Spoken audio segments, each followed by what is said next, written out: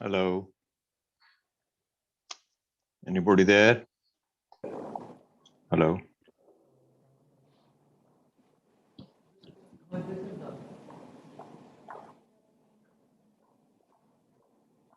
In 5 minutes, we are going to start.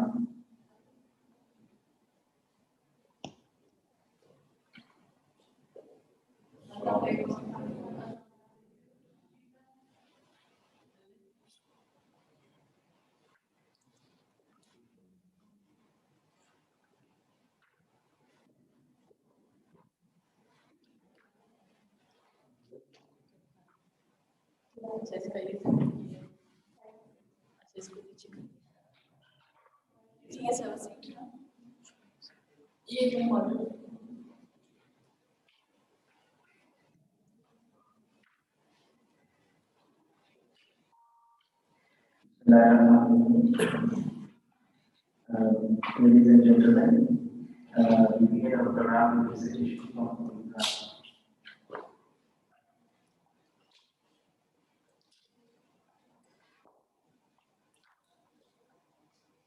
بسم الله الرحمن الرحيم إنا أعطيناك الكوثر فصل لربك وانحر إن شانئك هو الأبتر.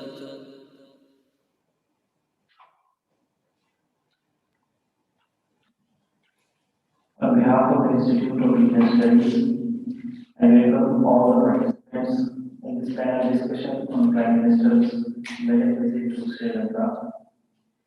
Primarily, the purpose of this discussion is to figure out bilateral as well as the regional implications of this recent visit.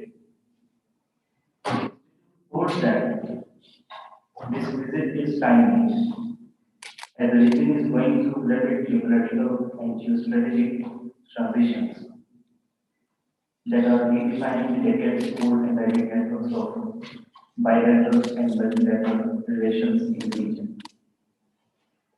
Without wasting time, now I would like to invite President Ayers for opening remarks.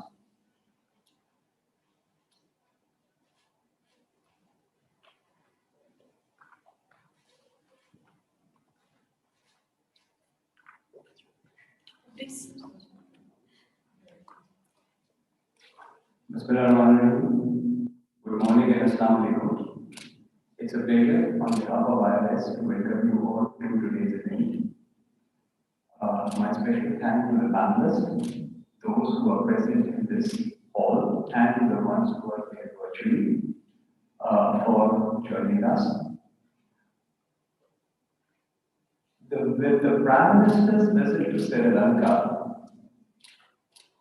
has importance because if you look at the region, we are located in a region in which there is always a power struggle between Pakistan and India. It's a region where there are interests of major powers like the United States, Russia, China. And then there is India, which is a country which is much larger in size than Pakistan and has a desire to dominate the region. SAARC is an organization which has not been able to deliver on its promises due to the rivalry which goes on between Pakistan and India. The Prime Minister has visited Sri Lanka. A number of agreements were reached during the visit. But we have to see that what is going to happen after the visit has taken place. Would it impact on the regional politics in some way? Would it open new avenues for increasing trade? Would it change in the politics of the region? or both things remain the same? So these are some of the important issues which the panelists will address today. Thank you very much for coming, and with these short remarks, over to the chair. Thank you very much.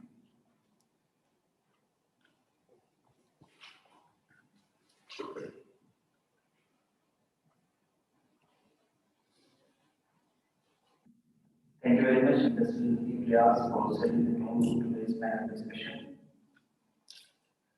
Before we proceed further, let me introduce the panelists first. We have four speakers today: Lieutenant General retired Amish Shree, Air Vice Marshal Shehbaz Chaudhary, Mr. Asanga Abhiyana Mulasikara, and Dr. Kamal Chima. These APM Shehbaz Chaudhary and Mr. Asanga are joining us virtually. This session will be chaired by Dr. Shani Thakkar. Let me briefly introduce the speakers. Lieutenant General retired Amish is a well-known personality. He is an authority on defense and strategic affairs and national security issues. He regularly appears in the national and international media and enlightens the audience with his bold analysis. Shehzad Asim Chaudhary is a retired Air Vice Marshal and also a former ambassador to Sri Lanka. He is a prominent geostrategic and political analyst. He regularly writes in the Express Tribune and the News. He has taught at President University and National Defense University. Abhiyana is a Sri Lankan academician, geopolitics and foreign policy expert. He is an author and a columnist, visiting professor for geopolitics and global leadership at Northern Kent University, USA. He is also a visiting lecturer at the University of London in Sri Lanka and also teaches international security at the University of Colombo. Thirdly, Mr. Kamal Chima, Dr. Kamal Chima is a faculty member of the Department of International Relations at the National University of Modern Languages, Islamabad. His PhD is in progress. Sorry, I hope this will be completed soon. His PhD is in progress at the School of Politics and International Relations at the University. Mr. Chima regularly appears on national and international media as a strategic and political analyst. Our chair, Dr. Shaheen Akhtar, is a professor at National Defense University, Islamabad, and head of the Department of International Relations there. She specializes in South Asia, regional security and stability, conflict resolution, peace building, non-traditional security issues, gender and peace building, foreign policy of major powers. She holds postgraduate diploma in conflict resolution, Department of Peace and Conflict Research, Uppsala University, Sweden. She had been associated with the institute for a very long time, where she had served as a senior research fellow. Dr. Akhtar has a special interest in Sri Lanka, as her PhD was on ethnic conflict in Sri Lanka, domestic and regional and international relations. She was awarded with fellowship as Bhadranayak Center for International Studies in 1995. With this introduction, I hand over the floor to the chair of the session. Over to you, ma'am.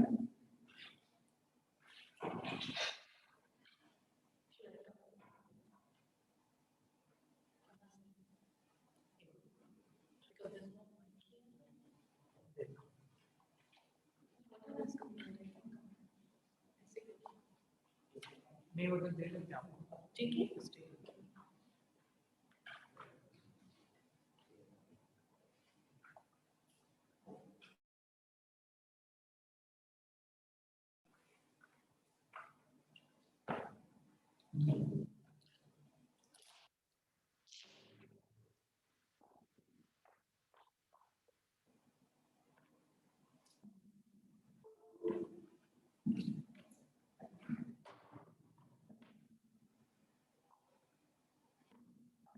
Thank you very much, Imran, for a very generous introduction, except that at the moment I'm not here, but I have so many other things to add in many committees and also editor of the journal of SCS. So a lot more actually to look after. Sri Lanka has been very close to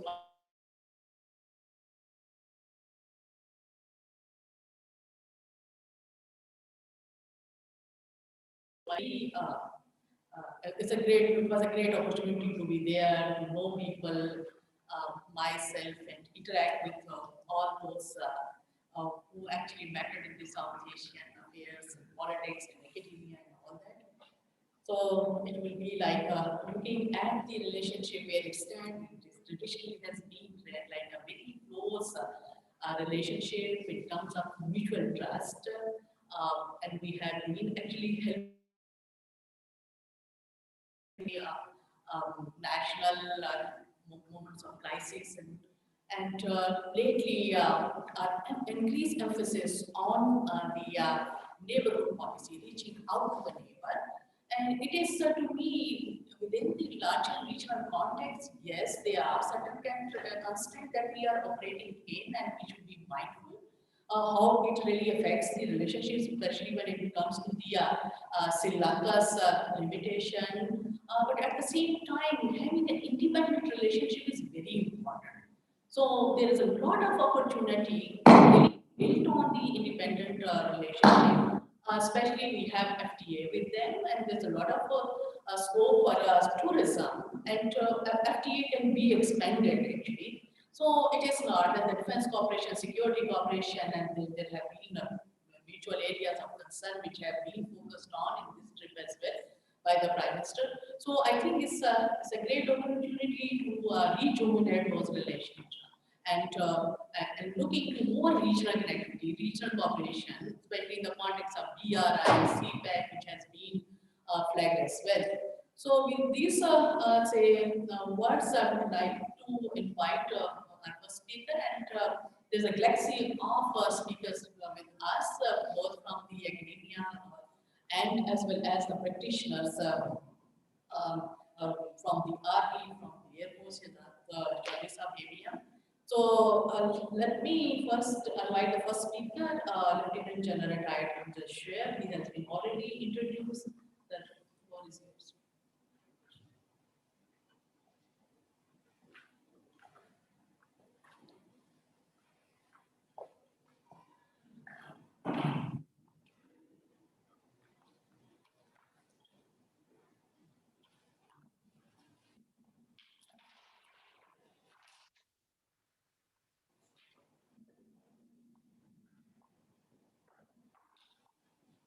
Bismillahirrahmanirrahim. Thank you very much, Dr. for giving me this opportunity to say a word about our approach towards Sri Lanka. I think the history of our relationship with Sri Lanka is very comfortable and private, and having a very good relationship with Sri Lanka. And the core issue or core, let's say, of the relationship that we have on revolving around the defense cooperation. We had a good relationship right from their independence onward, but then the time came when we started having very good relationship, and we started training Sri Lankan officers in Pakistan. And I was also a cadet in the military academy, so we had a number of Sri Lankan officers. And that is what we developed personal friendship with most of them. I was talking to the Vyasa about one of the ambassadors which we had from Sri Lanka about, I think, 5-6 years ago. He was the chief of the army staff of Sri Lankan army, and now in their army was ambassador here. And when I was a cadet, then at that time he was also a cadet in the military academy. So he had personal friendship with all of us. And because of that, he used to be moving around in our house also and talking about his issues, getting our input, passing it on to his colleagues. And during those days, they had the catastrophe of tsunami. And because of this personal relationship with all of us, he was able to get support, relief equipment, etc. from Pakistan. So that was the atmosphere in which we were working. And then when Sri Lankans had its insurgency in the country, they developed insurgency. They had it for 26 years. And because of the proximity of Indian coast, the Tamils were getting a lot of support, military support from India. Of course, it wasn't declared, but then they had the linkage with Tamil. And Pakistan was the only country which was assisting Sri Lanka to fight that insurgency. We provided them a lot of military equipment. We never bothered for cash and never asked them to pay. Whenever they had something, we paid the payment at their own bill. Definitely, they would have got that equipment from anywhere else.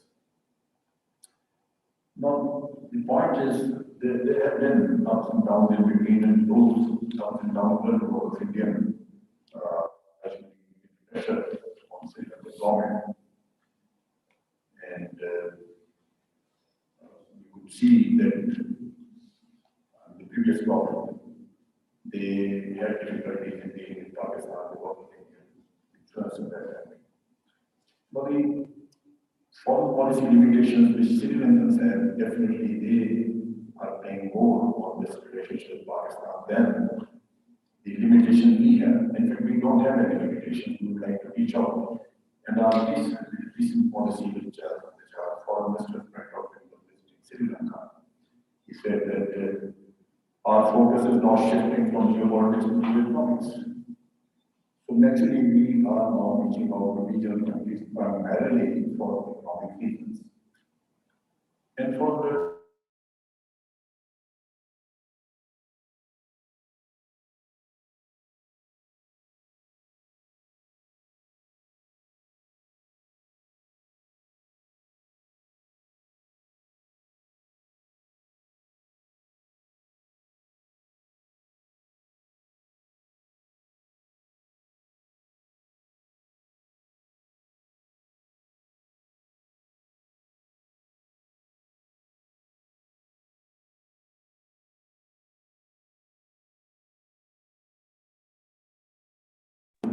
scenario, they are located at the crossroads of BRI of China and the Quad, which America sponsors.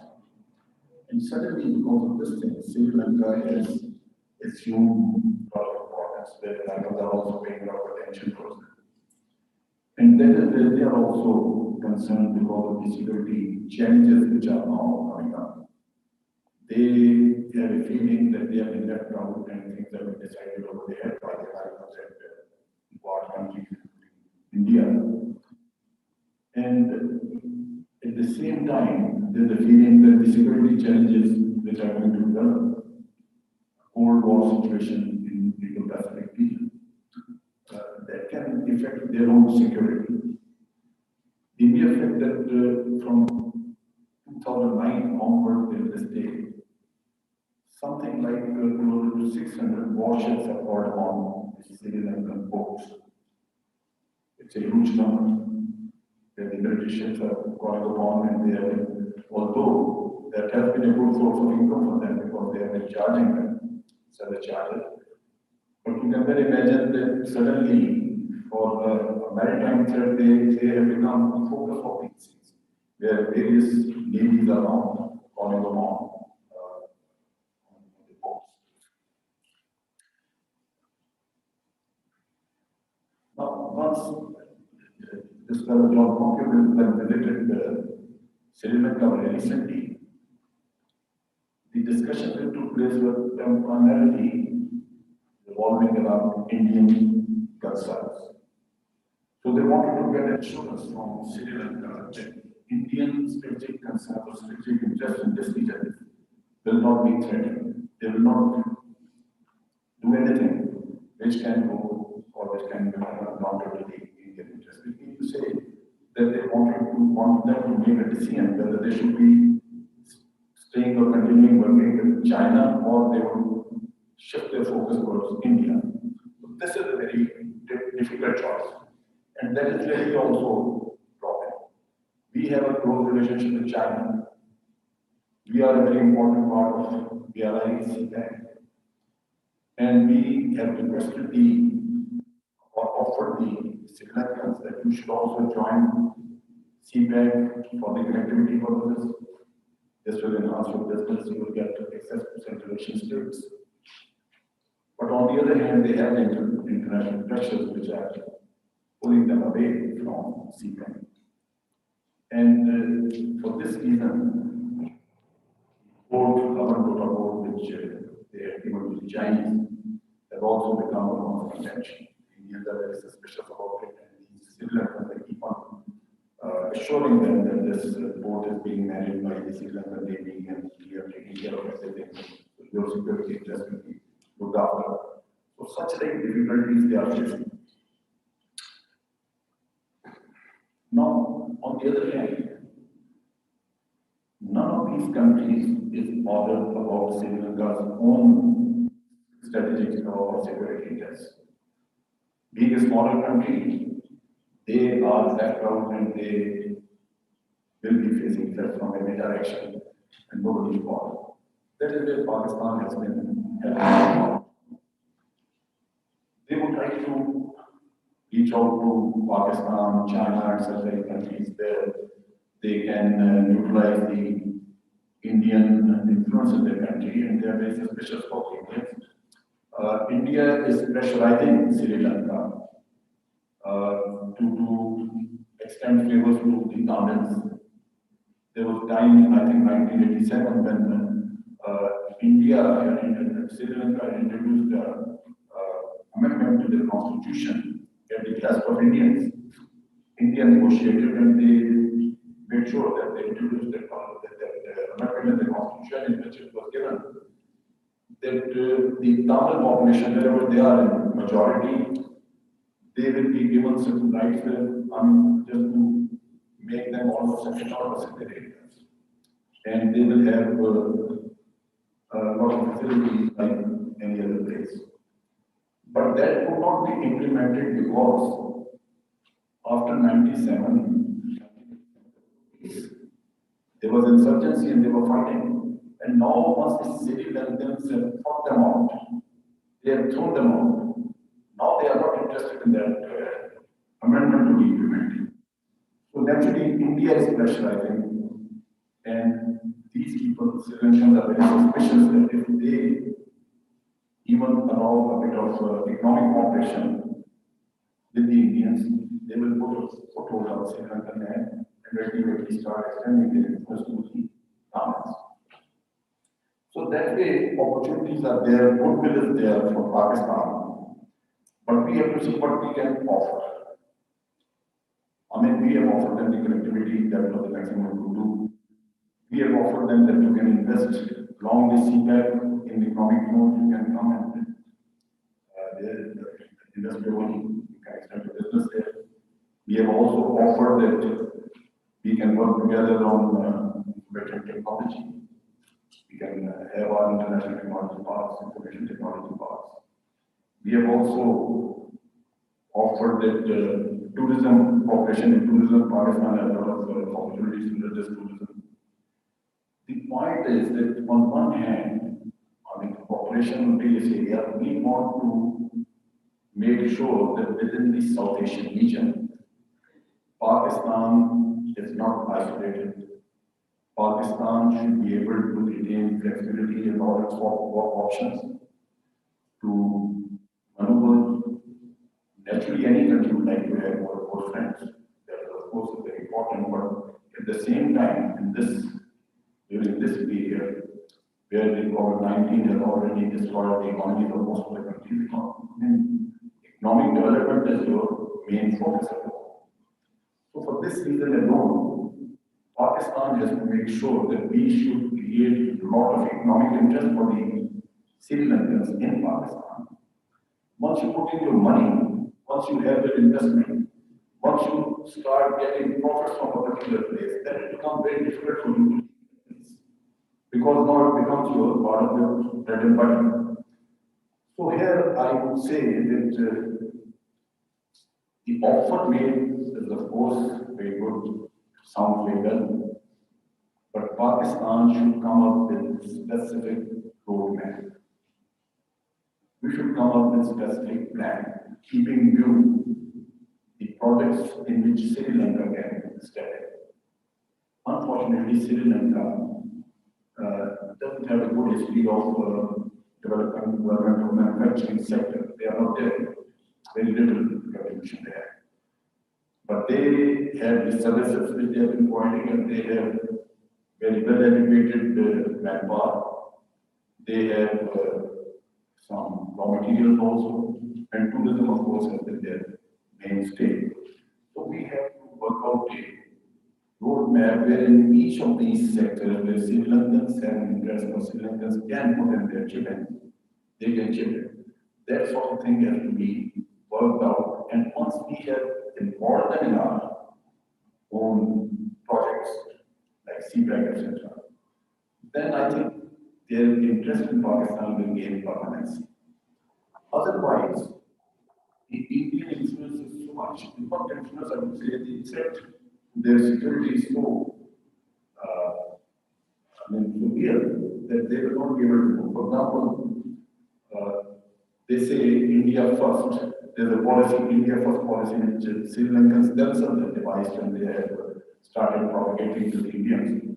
Now, this policy of India first means that India provides the aerial and maritime security to the Sri Lankans. Now, once you have such kind of dependence on them, on India, it will be very difficult. I mean, it will leave very little space for maneuver, an independent maneuver from the Sri Lankans. But Sri Lankans have been sounding it along with that in spite of the fact that we want to be under your umbrella, we don't want to go through our own national strategy interest in this region. So that is where I think there's a bit of conflict. But unfortunately, when you have the proximity of you're located so close to a very big power, the threats are here. So militarily, we will never be able to help them out for the strategic security, but definitely we can give them equipment, we can give them training. But after COVID-19, it is the economy which is the big. And I would say Pakistan must have a good roadmap for Sri Lankans, get them involved, start their manpower, have their manpower working here, the biggest projects. We have already offered them about 100 stipends for medical students. I think that should be increased. When a manpower is trained in a particular country, I have experience about just for mentioning about the training of their officers in the weekend and in various other institutions.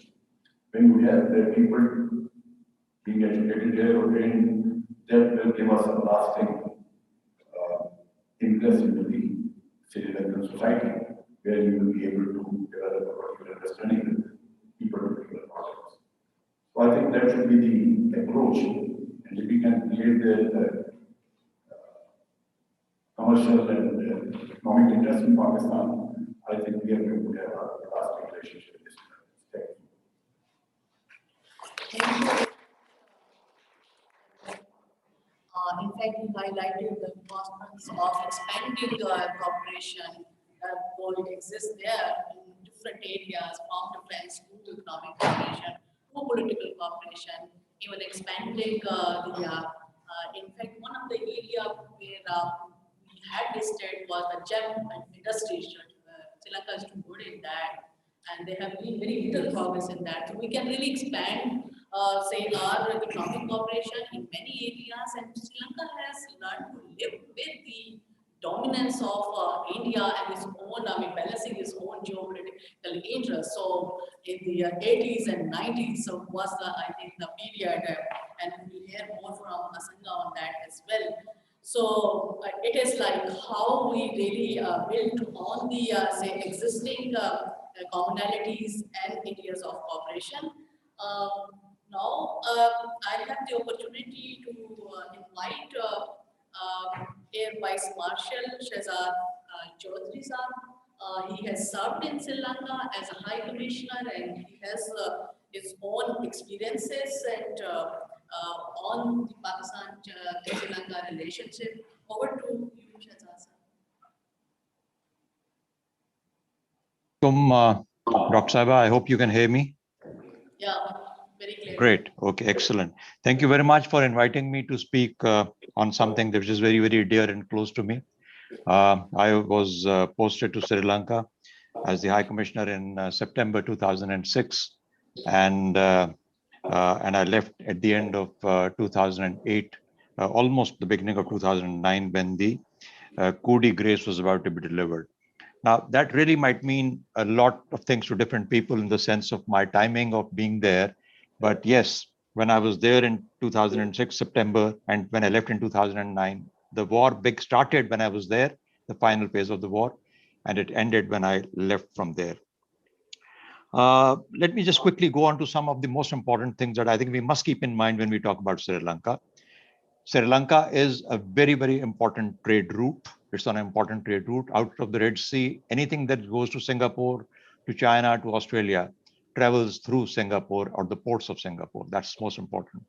The development of Hambantota is meant to be a part of that long route, so that rather than stay at Colombo, a lot of the ships get to stay at Hambantota. And I don't know how well has that come up, but it started to come up. And in fact, it was completed when I was there. So I have a good idea of what it is meant to do. Secondly, we must keep in mind Sri Lanka has the highest human development index amongst all SAARC nations. While we talk of a PPP sort of per capita about 2,500, and India claims about $4,500 per capita. Sri Lanka has a $14,000 per capita. And just to put everything in perspective, we think of Sri Lanka as a small nation and as a probably not the strongest nation in South Asia. We are entirely wrong in the way that Sri Lankan society and the nation is set up. Also, one of the credits of Sri Lanka is the fact that it has maintained an excellent balance politically and diplomatically. Remember, it is obviously the closest neighbor to India, and just about 12 nautical miles away or 12 miles away from the Tamil Nadu border. It's not easy to survive under the shadow of India, and India that is as strong as it is, and Sri Lanka, which is as small as it is. And despite that, if a nation is able to retain its diplomatic flexibility and independence, it goes to show the credit of the political thinkers of that country.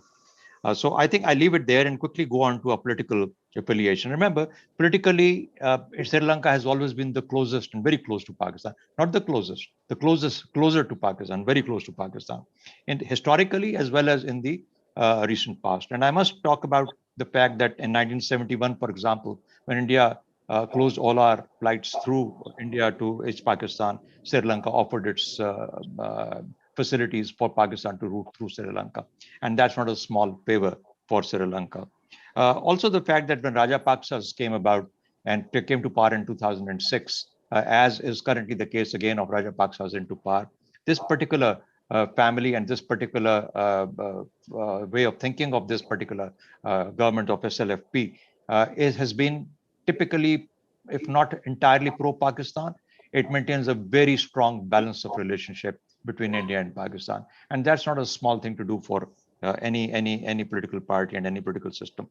Remember one thing, that in 2007, under General Musharraf, when we had that problem with the emergency which was declared, Commonwealth threw us out of the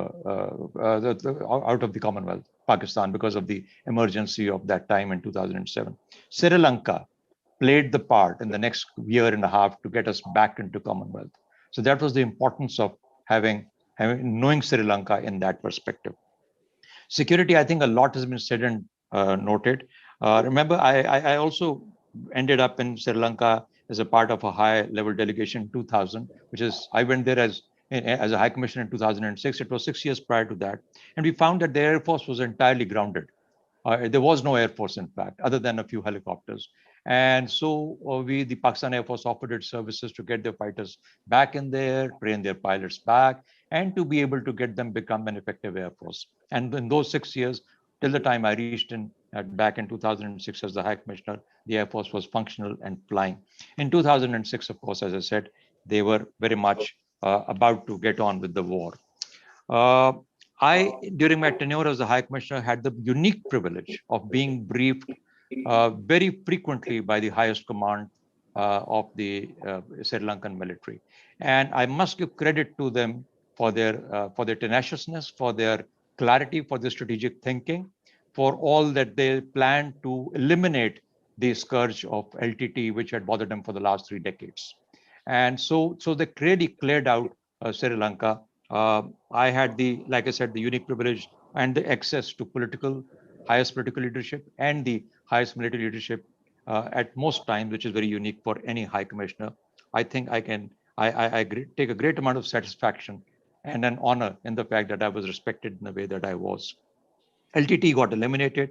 Remember, the Sri Lankan people value that particular aspect. The Sri Lankan people, normally it is the higher leadership in each nations. Either it is the China, Pakistan. When you talk of China, Pakistan, there may not be as much of a masses to masses kind of a interaction. Now that the trade has increased, perhaps it will change. But essentially, the people of Sri Lanka are the ones who are grateful to the people of Pakistan and the government and the country of Pakistan for being there when they needed us. And that has been, but we must remember, it is not one way. They were always there when we needed them. And that's something that we must build on economically, quickly, so that we don't waste time. Remember, the FTA was signed in 2006. Before I arrived, it had been signed. It was, I think, May or June, something like that, of 2006. From September, when we had a trade of $170 million between our two countries, and in the 2 years plus that I spent there, we took the trade to 350 million US dollars. And I became actually the economy high commissioner for Pakistan, and I was there in Sri Lanka. Huge amount of input in terms of effort was made by us, made by my team, and all of us and the Sri Lankans to try and work on this FTA that we had with them. This was the first ever FTA we signed with any country, and Sri Lanka had that. Pakistan had that unique honor of being making Sri Lanka as its first ever FTA partner. So this $350 million are possibly now gone to 370 million US dollars only. So if you remember, I mean, I left there in 2000, say end of 2008, early 2009. We're now talking 6 years down, and 6 years down, unfortunately, we haven't made too many strides there. We let Sri Lankan Airlines go to Lahore. That was their desire. So there was so much that went on. Danka Tua, a very important fine China manufacturer of Sri Lanka, made their showrooms and their outlets in Pakistan, and they came about. And similarly, some electrical companies. The groceries and the hospitality sector came to see what we can do. Unfortunately, things didn't stay too well beyond after 2006, and therefore we had to go through a lot of changes in that. Quickly on to other aspects, culturally, Buddhism is most important, and of course that needs to be built up. We sent a lot of monks and priests from Sri Lanka, and we sent them over to Pakistan to make visits here to Taxila, which is still very important to them. Sports, we know, when Australia decides not to come to Sri Lanka, Pakistan is always there for them. Pakistan fills in. And when the world decides that Pakistan is not safe enough, the Sri Lankans are the first ones to come and play in Pakistan and tell the world that we have the capacity and the ability to conduct our sports facilities and sports events safely. Education, they've always been very fond of LUMS and having the LUMS open up something in Sri Lanka. They were very extremely fond of it even then. And of course, we all know that we've been inviting teachers from Sri Lanka to come and teach at our schools. So that sort of work has gone on. One other factor that I think we must understand in Pakistan, and this is for our governments and for other people to understand, the skill development side of Sri Lankan society is far, far better organized and greater than what we ever think of or can think of in Pakistan. Anything that they do, any sort of a skill development, they will have a certified man who has been through a proper training and proper, he's been brought up to that level of qualification. So when you do that, then you have, I don't know how, I just taken 6 minutes, 7 minutes. I still have 2-3 more minutes to go. I'm just speaking a bit too much, that's all. Otherwise, I think there's a lot more to know and understand about Sri Lanka. So we must understand that master trainers available in those institutes. And there are institutes of excellence for GEMS, for hospitality, for teaching, for crafts, for handyman's work, for plumbing, for garments, for maids, sending before they send maids to the other countries, they train them and they tell them of their rights. Now they have institutes and schools for all of this, and they certify everybody before they leave there. If Pakistan wants to learn something, because that is what we depend on greatly in our economic dependence in terms of the money remittances that come through, please try and follow this culture and ask them to send people in to be able to help us with this. The future, CPEC and connectivity has been spoken of. Connectivity is very, very important. You see, the how we have developed Gavadar, I think, is a very key thing. And Gavadar Hamban Tota is some sort of a connectivity that we must create there and help Sri Lanka establish itself within the CPEC community. In tourism is an area that we must look at. Training of all the areas that I mentioned to you is very important. GEMS is a very specialty that they have. They have master trainers in GEMS who can come and tell you how to cut and polish. Trade, we must build up. Remember, in just 2 years, if we can go to 170 to 350, why can't we go beyond that in the remaining 6 years? We need to basically focus on these areas. Sri Lanka is not a small nation.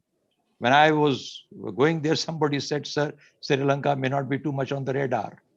I said, it will be on the radar. We will get it on the radar. And it came on the radar.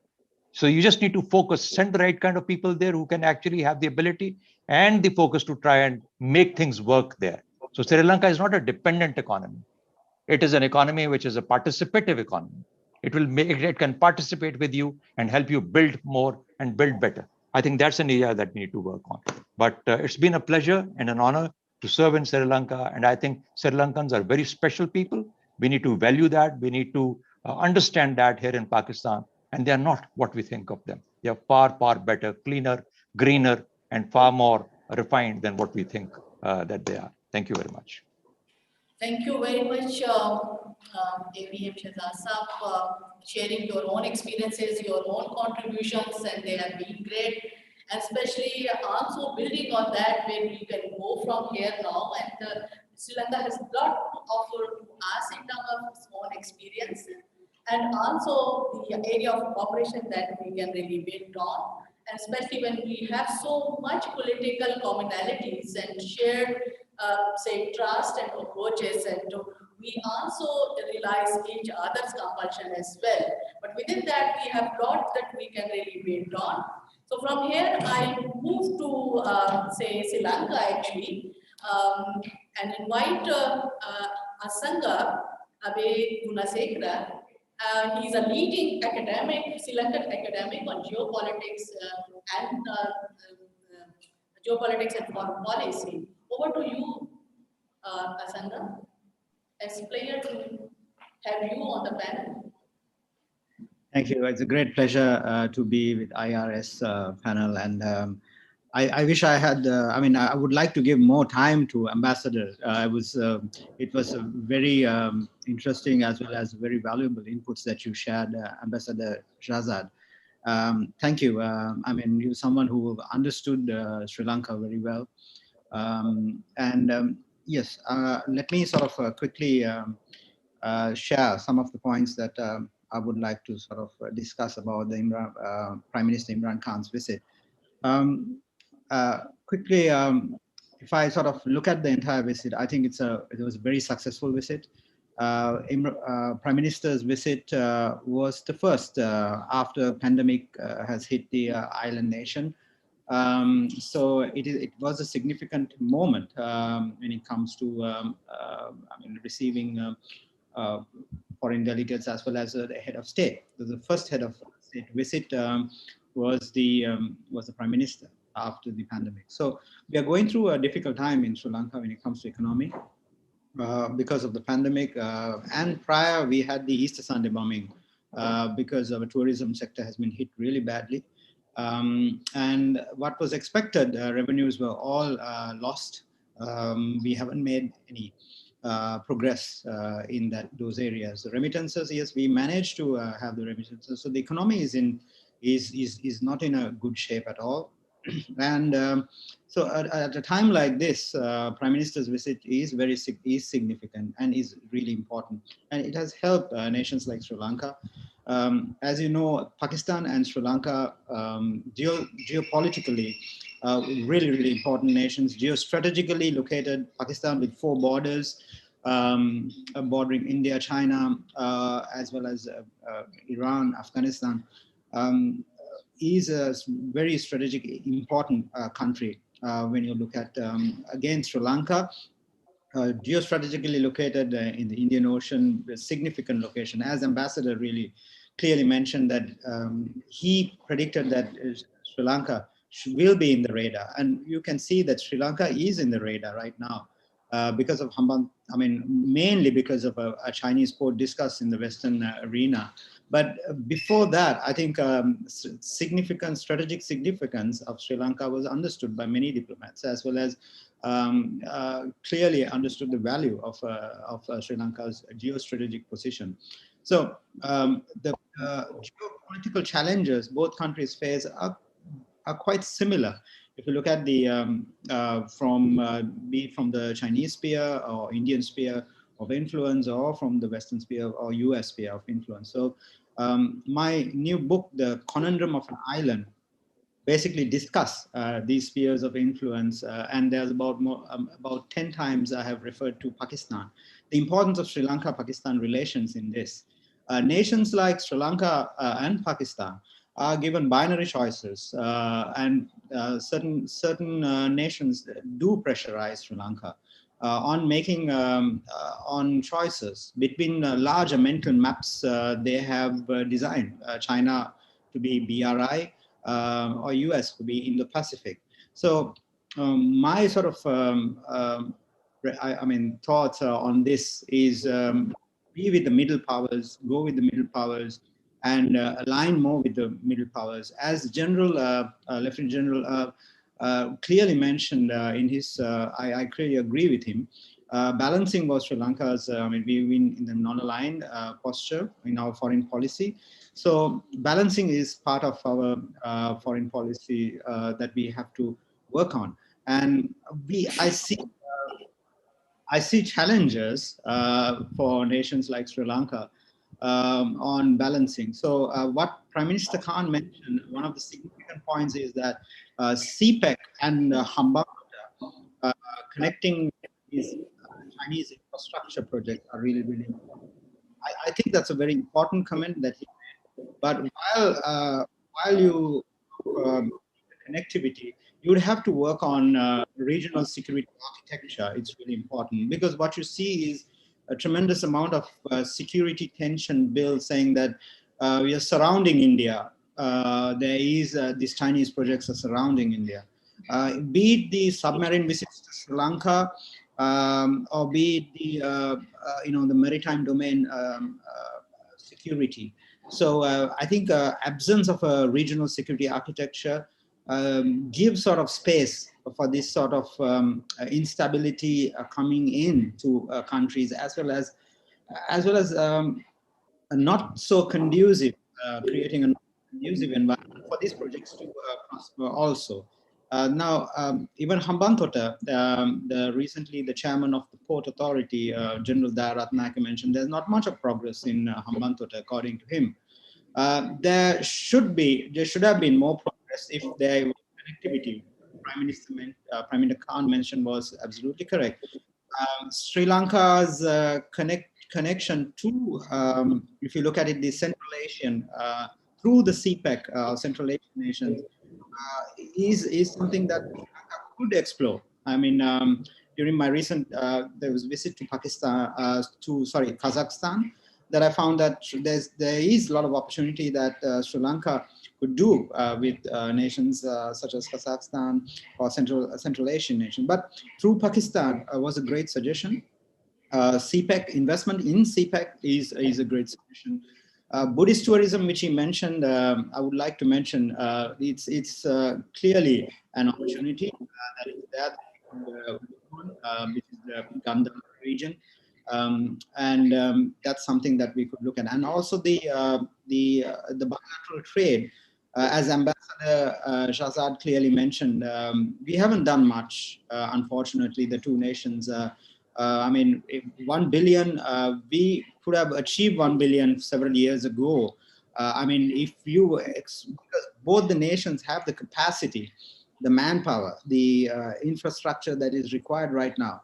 So I think the required capacity is there, but unfortunately, the malign economic practices, I think in Sri Lanka, I can quote on Sri Lanka, are sort of obstacles to achieve this 1 billion target. Now, be it the FTA with Singapore, be it the FTA with India, there are, I mean, internal ultra-nationalist forces which prevents this sort of economic progression. And this is very unfortunate. And the entire country is, or the people are faced with it. I mean, clearly, my previous panelist mentioned about the high literacy rate, 97%, the well-educated. So there are opportunities, there are more opportunities that we could explore. If we move away from this malign mercantilist practices, and that's really important. And one of the, I mean, with all this, I think this visit was a great success. With all that, I think one of the, I actually regret that Prime Minister should have spoken at the Parliament. I mean, I was waiting for that. Because the last Prime Minister was who spoke was Prime Minister Modi, and it's very, very important to get a narrative at the Parliament from the Prime Minister. But the government mentioned that it was because of COVID that they have to avoid it. But I think the general public, if you look at the social media and all, they were also expecting Prime Minister's voice in the Parliament. But COVID shouldn't have been an obstacle for Prime Minister to speak at the Parliament. Parliament sessions are going on every day. And I think there are many areas that Pakistan has supported unconditionally. Only diplomat who was attacked during the LTT, during the 3 decades, was the Pakistan ambassador in Sri Lanka. So Pakistan gave unconditional support in terms of security. 50 million security credit line, which was drawn from during the visit, was a great. I think that's a great achievement between the two countries. Can work on strengthening more security relations. Many of our military officers are trained in Pakistan, and that's continuing. And these are good signs.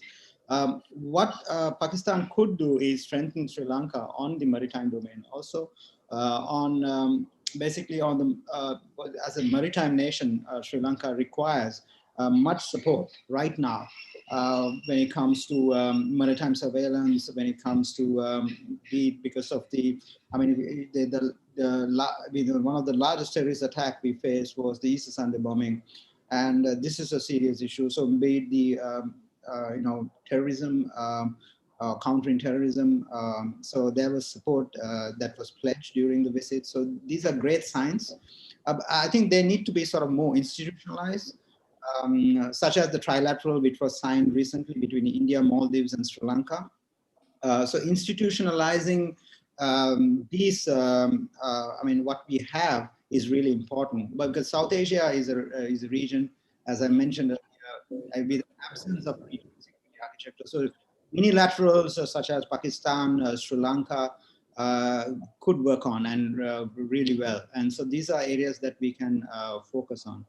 So I think my last point is on the Human Rights Council. I mean, Sri Lanka has a huge, significant challenge right now with the UNHRC, where the resolution is tabled. So Pakistan has always supported Sri Lanka and been with Sri Lanka, and also China.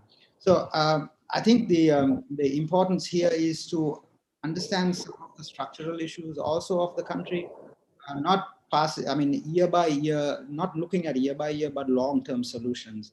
I mean, the government needs to speak on devolution, the importance of devolution, talk about a Tamilian problem much more. What I see is an absence of discussion.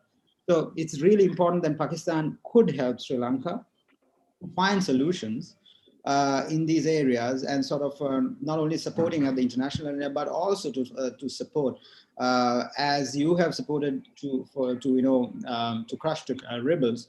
It's very important that you also could support on finding solutions where we political solutions also, as the ambassador clearly mentioned, because the strength that both nations have are quite significant, and the bilateral strength can be sort of harnessed much more. And I think the visit was a great success, and I again congratulate the Pakistan authorities as well as the ministry. Within it was a very short visit, but many things were discussed between the President Rajapaksa, as well as the Prime Minister. So I think it was a great success. Thank you very much, Santa.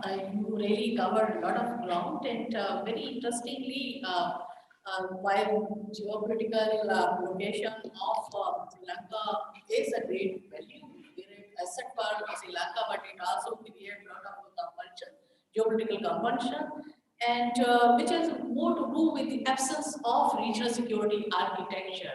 So he correctly highlighted, because of that, absence of regional security architecture and the absence of regional connectivity itself. So that actually is creating a lot of constraint for Sri Lanka, but within that, this visit, when he was contextualizing the offer made by Pakistan regarding the maritime cooperation, which is very relevant, and having access to, say, Central Asia through Gwadar was much appreciated, and also the political support that Pakistan has been, say, extending to Sri Lanka, and very interestingly, institutionalizing cooperation and multilateralism. I think this is very important, and this is our new trend, and we should capitalize on that. So from here, I move to our last speaker, Mr. Kamal Jima, who is from the academic world. Over to you. Thank you.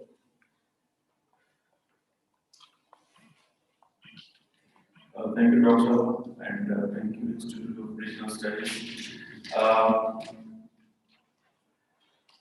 It was a good, wonderful trip with the Prime Minister Imran Khan, but I think there's a lot of soul searching we need. We also need to look at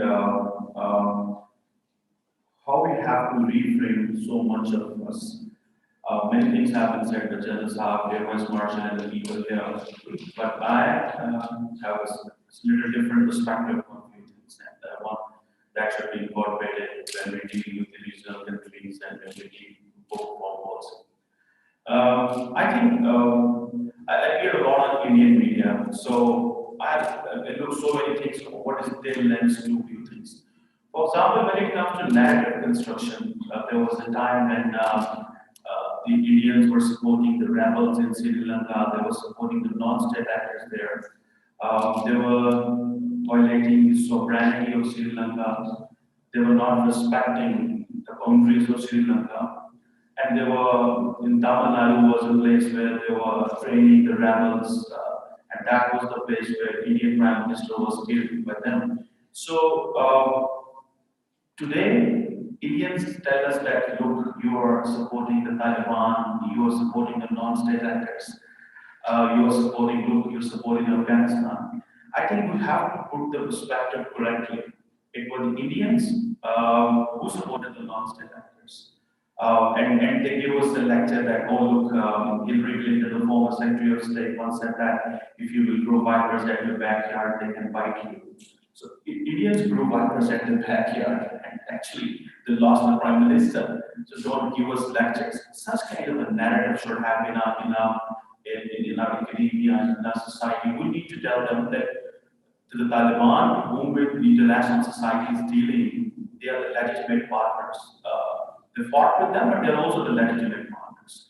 So the Tamils, whom with you fought, whom you supported, you funded, you gave weapons, and then you were accepting the militants and you were accepting the state as well. So I think this narrative is missing in our society at a larger scale. We don't discuss that how cooperation is there. Then I think the important thing is that for the Prime Minister's visit is we need to look things from the bilateral relations, obviously, but I find that the diplomatic communication or the diplomatic jargon coming from the Americans and the Chinese are a little different. For example, the Americans talk about the shared values, American and the Chinese talk about the comprehensive strength. So when the Prime Minister was in Sri Lanka, his more focus should happen on the shared comprehensive strength and common security. I think majority, the Chinese model is that first you start working on economy and then you get into the other areas. The American or the Western model is a little different. They also go on that, but primarily they speak for values. The Prime Minister's speech, which was cancelled in the Parliament, is something which we really need to look into. This was not something of a very small event. This was a very serious event. And why that happened, there were two reasons for that. The Sri Lankans were not happy, or Sri Lankans were disturbed for two things. One, that might be that Prime Minister will speak about Kashmir, and the Indians be reminded that General Saab talked about the India first approach by the Sri Lankan government, and the Indian Foreign Secretary, who's a former admiral, who's working with the president. They came up with this approach that we are not going to undermine Indian interest in Sri Lanka. That is their approach. So, one thing. The second thing was about the Muslims were not getting a fair treatment after their death in Sri Lanka. The Prime Minister spoke, but trust me, yes, he spoke. You may have to speak. But we are not the only champion of the Muslim world. We are not the only ones who need to speak on everything around the world when it comes to Muslims, because we have to look at how much power we accumulate to tell the world, the people that what they have to do and what they don't have to do. In my understanding, I may be wrong, as senior people sitting here, we just need to collaborate and work and engage and work on connectivity, and we should agree on the common minimum agenda on that. And that is only the Chinese model: comprehensive growth, common security. Let's work on that. So, as the previous speaker from Sri Lanka mentioned, that the people of Sri Lanka wanted to listen to the Prime Minister, but the Prime Minister couldn't speak. So there is a lesson for this, that that's not, recently, for example, there's no link of this, but Pakistan's president spoke about something about France, and then Charles Differ was called there, and then things got uncomfortable. So I think this is where a proper soul searching must be there, that what we have to talk and what we don't have to talk. We will definitely talk on all these things, but for that, our position must be strong. As far as religious tourism concerned, I really appreciate this idea. We did it because Lati border, and the international community, the Sikhs, they have supported us. And the world has seen a new face of Pakistan. That yes, we want to talk, engage with India. And this religious tourism from the Sri Lankans, they are coming. And for that, what we need is that we need to go for the de-radicalization as well. This massive radicalization in Pakistan is not something which is very much appreciable. And our kinetic operations were wonderful. We did a great job at eliminating terrorism. No one could do it, even in Afghanistan or anywhere in the world. We did it, and we take care of it. And the second thing is that we have to work on this de-radicalization and this inclusive approach that needs to become. And this interfaith dialogue must not be on the high-fire, five-star hotels. It needs to go down, deep down in the society, where people start respecting each other's space primarily, and they don't just get disturbed with that. I think, in my understanding, when Indians try to make South dysfunctional, our approach should have been very proactive. It has been 2.5 years Prime Minister Imran Khan is in office, and I think this is his first visit to Sri Lanka. He visited Afghanistan and Iran. He told where are the other countries in South? Forget India. It should have been more proactive. That's the only institutional architecture we have in the region. It's not completely working. So I think we should have been more. We could have worked on that as well. we could have bypassed India to engage more. And we find that there's so, for example, recently, the Indian Home Minister Amit Shah said that we would like to expand India to Sri Lanka and this kind of Hildava ideology that is there. We need to find out these are the opportunities. These statements are not something which is the Nepalese foreign minister asked for clarification from the Indian government. Why such kind of statements we have heard from them, from the Indian government? So I think we should have it more aggressive, and the Prime Minister needs to travel frequently. He can plead the case of Pakistan, but he needs to plead it more effectively and efficiently, and he needs to stick to the agenda. And that agenda should only be economic connectivity and strength. Because we fought a war. When in last 15 years, 17 years, when the world was taking the advantages of the free trade and the liberal economy and the globalization and the connectivity and this whole trade, we were fighting war against terrorism. We have done it. We need to move. We need not distract ourselves from coming to discussions like this, disturbing countries like France or others with Islamophobia and speaking on something where the other countries get annoyed. Our only job is our population growth rate is very high. In the next 30 years, we will be 40 crore. Our GDP growth is 2%. We need to take it to 7 to 8% if we really have to survive. And the rest of the region is surviving at a very hard pace.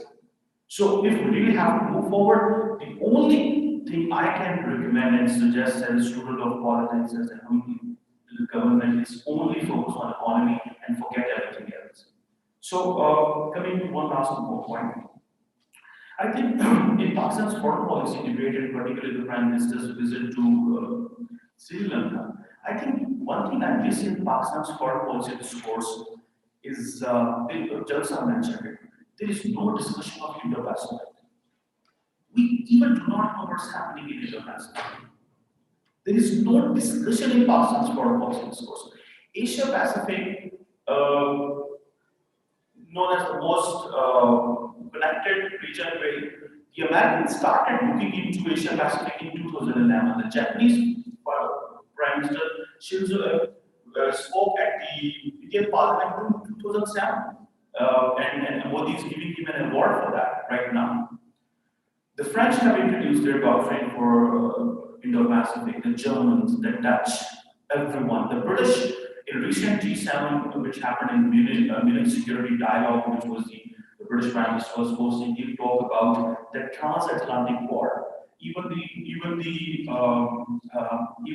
French, the President Macron asked the Americans that you have left us. Where is the American leadership? The American leadership is no more because we have gone to Indo-Pacific. We need to get in transatlantic. And they were saying, no, we are here. So the British are coming up with the idea of transatlantic war. The concept is emerging of Asian NATO. India is getting so much center stage. India and everything they're doing is about India. That is why these Sri Lankans are coming up with this India first of all, because they understand. So we have to leave that part of the world was going on. We need to leave Afghanistan, and we are in the mess. We have to get out of it as soon as possible. Because everyone left Afghanistan long ago. Maybe 10 years ago, the Americans left, the I-7, everyone left. In 2014, the formally left it. So we need to move. This common exercise we had, that was a wonderful act. It took us globally. Iranians, Americans, Russians, NATO, everyone was there, and they just respected that this is Pakistan, which can bring all two countries together, and Sri Lankans were there. So it was a wonderful act. Okay. So we need to look into that, and then D10 is coming. They are moving, making G7, D10. India is being taken as the democracy. Although it's a flawed democracy, what the economist intelligence unit says, but it is a democracy. The British are proposing an idea that G7 should be enhanced to D10, South Korea, Australia, and India should be included. So we have to look at if all the countries where we were very close, including Sri Lanka. So are we having all that roadmap to engage with all these countries?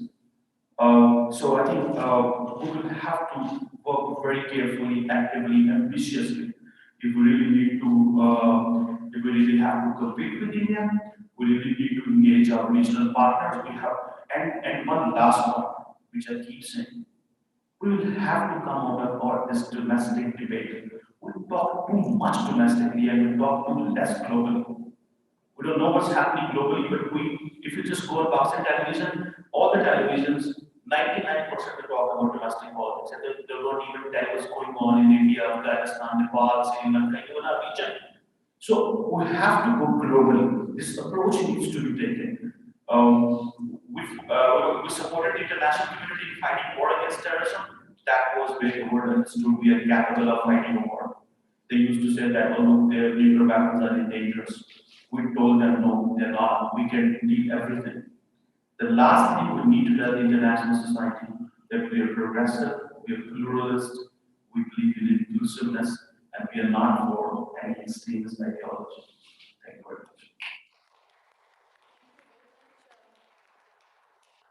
much.